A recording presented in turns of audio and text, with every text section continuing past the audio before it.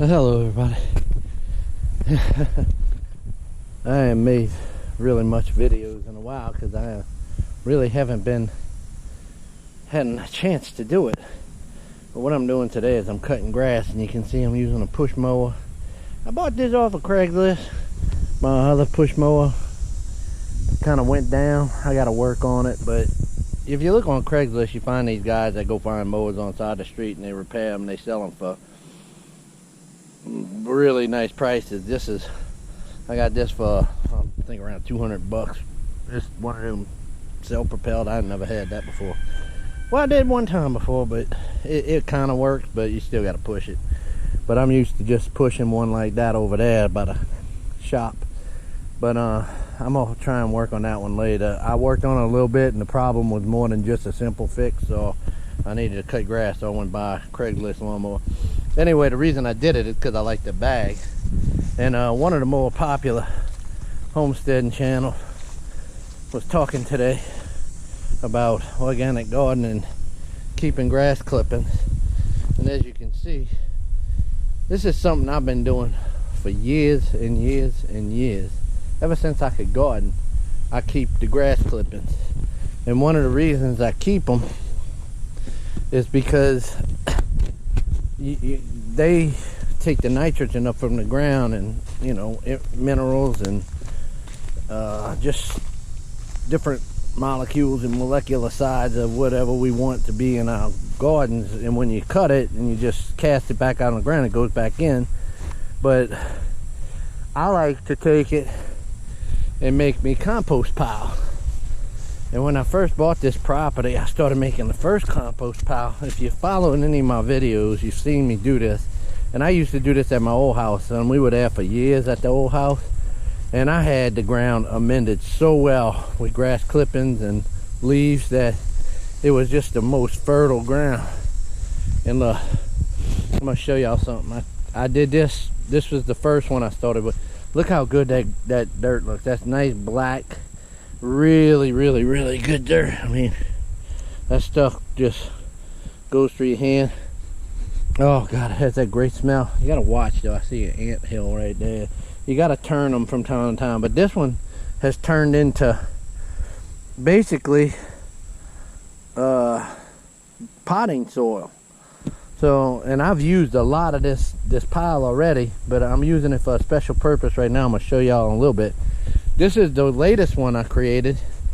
Now, I'm using, I took a couple scoops of this one too, but the chickens get in there and they spread it out, and I gotta push it back. They spread it out and they go through and they keep it turned up for me. But this one, I didn't think it'd be ready anytime soon, but I actually used a scoop of this for something.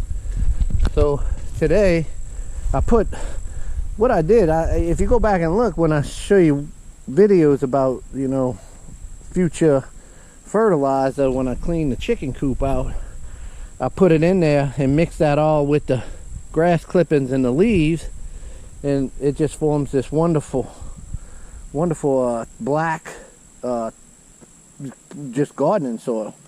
And that pile right there, that's mostly just leaves and grass right now, but I did put some chicken refuse in there. It was not just chicken manure, but it was the inside of the coops. It's disgusting. The chickens are sitting on eggs right now, and they hatched out a few babies, but they killed them. Only one of them survived.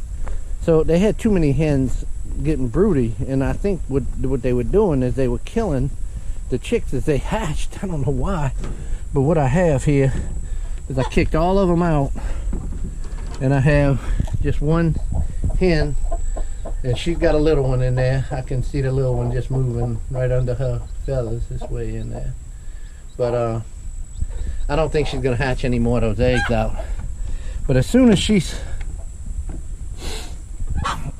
gets that little chick old enough to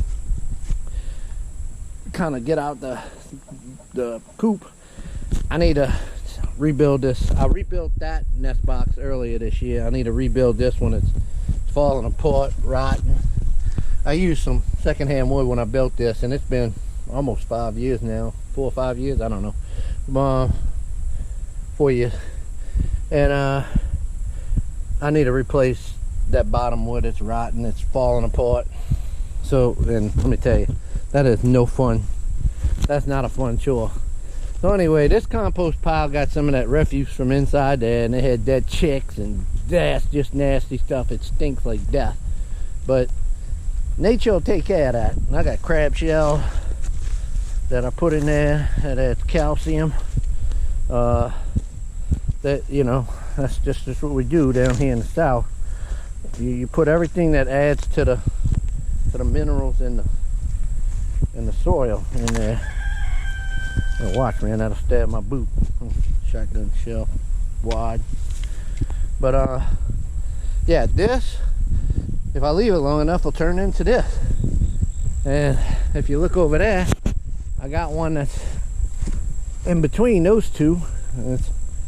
It's almost ready to start being used. I put a lot of grass and leaves, and I put some horse manure from stalls. And look, today, since I'm cutting grass, I'm going to start a new one. And I guarantee you, with all the clippings I get from today, this will be real high. This is where I had that garden I was trying to, it just didn't work out. Too much water was coming through here. So one of the reasons I want to build a compost pile here, it's got a two reason purpose. I want this to build up this ground, and I'm going to build compost piles all around here, and this will make this ground higher and fertile. And sooner or later I'll just get it, you know, it'll take years and years, but I'll get it built up, and it'll be good ground to garden in. But right now I'm abandoning this area for gardening. It just didn't work, so we're not going to do that. What I have here, these are pieces of trees that I cut, and stumps and everything, so it makes a good smoking wood. But I got so much of it, and it's just gonna rot right here. So what I'm gonna do is I'm gonna show y'all. I'm gonna take some of these out of here. You know, they've been sitting in there and they break down and they rot. They make good soil right there, basically. And I got all of this up in here is like that. I cut down so many trees, and I'm gonna come get some of these stumps out of here. Gotta watch. I saw a few snakes up in here the other day. But is that the, no, that's turkey tail, or false turkey tail. Look at that spider. You see here? Pretty banana spider. But yeah, I got to get all this taken out of here. And this is the other compost heap that I made with grass clippings and leaves. And I'm not really going to stick my hand in there. It's okay to do it. You know, you got to make sure this stuff all comes out of there. That's why you got to turn it. Keep it turned. So, but you see, there's dirt in there. It's already turning to that. But that's good stuff in there. And I'm going to come turn that later on with the tractor today. But what I'm doing is since the in-ground gardens are suffering and I'm not getting returns, I'm going to make a whole row of raised bed garden. I'd started out with them twice as tall. But you can see what I do is I cut up some of this wood, and I got stumps all throughout the property that in different successions of decomposition, and I put them in there. And then I take a scoop of the grass and I put it in there, the composted grass that's halfway, and then with some of that logs in there, the grass, and then I top it off with the good black garden soil. And I'm gonna make this one, I'm gonna make another one, I'm gonna make an arch in between them, and I'm gonna make them go down this way. I'm gonna start off with making 4, see how they work, and I really want to just get a run, like 10 of them or more, up to that persimmon tree over there. And if that works, I'm gonna come on the other side and I'm gonna put another set of them on this side. So I might actually end up with around 20 raised beds And I know for a fact that'll grow the tomatoes and peppers and cucumbers, the stuff that I really want to grow, but that didn't work in the in-ground garden over there too well. It worked in the garden for over there. It did work, but it's just, this is going to work much faster, and it'll allow me, by doing this will allow me time to make the in-ground stuff more suitable for growing. I got them in. It takes years to them in ground right. It just takes years. You don't just do it right away, not unless you got unlimited funds. And I mean, I really can bring in a lot of dirt. I could do it if I want to, but you got to think where you want to spend your money. And I really want to, it looks like trash around the shop right now. I really want to do something with this shop and make a bunch of extra area where I could do work. I got to be able to work on lawnmowers, tractors, and four-wheelers and stuff like that. And I don't have the space to work on them. That's not big enough inside that shop. I got too much stuff in there. So I really want to add on and make covered areas out here where you can work on. It's going to really look nice, clean up this place a lot. You got to have right areas to work on. This just looks like trash right here. This is all just, today I'm hoping I got enough time to cut grass and clean this up, but we'll see, because tomorrow I'm heading up to 40 where I gotta go fix a road, and then Sunday I'm at Mom and Dad's house for cooking. They're cooking a gumbo for my daughter. We're gonna send that up to Ocala for her. But anyway, this is where I'm at with this, and this is what you got to do. It's a process, you know. People, homesteading is a series of learning and failures and successes, and it doesn't happen overnight. I mean, from where I started, back when I lived in the old house, I gardened, and I mean, I probably could have passed as a master garden over there, because I just had a little small garden. Every year I'd have just so much vegetables and so much food. Then I came over here and I said, man, with all this property, I'm really gonna be able to grow supermarkets full, warehouses full of food. No. That ain't the way it works. That my first 2 years here, oh God. The first year was a total bust. The second year, I kind of got a harvest. I mean, barely scraped by with enough tomatoes canned and, you know, a few cucumbers to pickle. But last year, again, was another severe failure, because I tried to garden in another area. I tried to bring the whole operation and go bigger. And, humbling and just, you know, a kick in the gut to tell you, you know, you are not there. I'm not there. So I will get there. And this is, you know, if everybody says if the total apocalypse happened tomorrow, if it all fell apart, well, I'm well on my way to making my raised beds. I'll be able to survive. I can make a smaller garden. I can scale down, but I'm trying to do this on a bigger scale. That garden right there, I finally got that one coming back. That's got okras and a new set of cucumbers in it. Let me show y'all that. And that's gonna be a success this year, because I just took my time, and it was a redo of cucumbers. So I'm gonna be able to do some more pickles. So that's good. I love my pickles, and I love cucumbers, and I love pickled okra.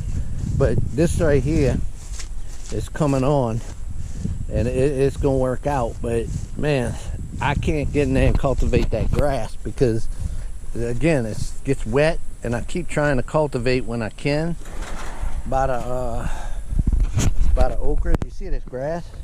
But look, I'm gonna show you. Look how beautiful them okras are coming up. So I'm gonna get okra soon, and then cucumbers. You know, I got some cucumbers coming along here. These are the Olympia cucumbers from Horse Tool, and I replanted. I'm doing. I started this. This is August 13th. I started these right at the beginning of August, or a little earlier, and I'm gonna have these well into the fall. And this is gonna grow well into the fall. You can already see where that's little flower pods start. So yeah. And then I replanted some Malabar spinach right there. Right there. That's 2 from my partner at work, and then my sister gave me this one. It's a different color one, and it's gonna, you know, they all growing finally. They weren't growing before, but now they are. So, and look, the green onions, I retransplanted them. They doing spectacular right here. They loving it all the way down, green onions. So that's what's going on around. I'm just trying to, I'm sure the themes about organic and self-reliance on gardening, I had that in my, that's how I used to garden back home. I would do the organic stuff. I hardly ever had to use anything. I used grass clippings and leaves, and I made the best soil in the world. Well, you can do that in a smaller area, but when you do it in a massive area, getting grass clippings and leaves, it's kind of rough.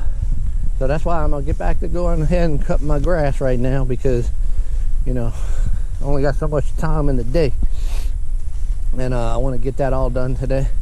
So kind of going along with the theme of what homesteaders are doing, I just wanted to show y'all, you know, some people have been doing that for years, and actually self-sustaining processes like that. I actually picked that up by watching, you know, my father and my like gardening people from way back when, garden neighbors when I was a kid. But I also picked up some of these from watching videos, because I looked into my wife, her mother's family is from Cuba, and I did some research and I saw Cubans garden, and I was like, wow, man, those people really know what they're doing. They know how to garden because they had to, by necessity, learn how to garden like that. So I did that. I kind of institute that into my routine, and you can become self-sufficient. Now, I'm gonna not lie to you, I do use some pesticides sometimes, because I don't have that licked. I don't have that side done. I don't know how to stop some of these things.